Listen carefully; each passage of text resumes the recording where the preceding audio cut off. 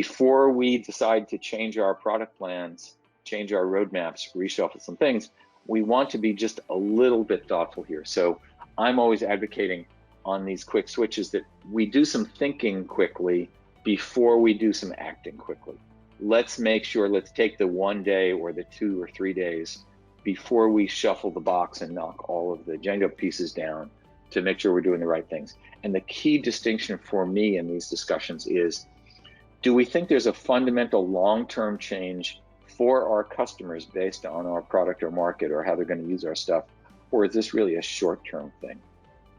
For instance, if your customers are airlines, you may suspect that we're in for a couple or 3 years of very bumpy flying.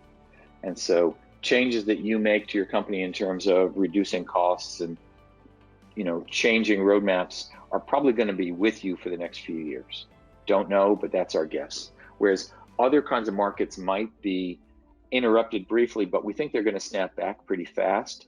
And we don't want to do anything that throws away our long-term strategy or long-term value by substituting a couple things in that 5 weeks from now may be less urgent. So you want to really think carefully about short versus long-term and urgent versus not urgent before you shake the roadmap, because it's hard to undo that, right? And then here's a word I use in every post and every talk and every webinar I do: validate, validate, validate. This might be as simple as calling up 5 or 6 of the customers you think are smart and are currently paying you money and running those choices past them before you commit.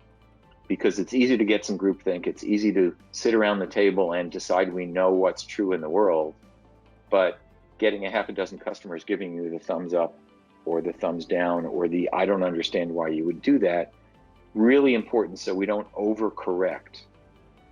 It's also, again, a good sign of respect to the customers that you know what's going on, because they'll give you some reality checks and it may save you some steps. So think, then validate, then act.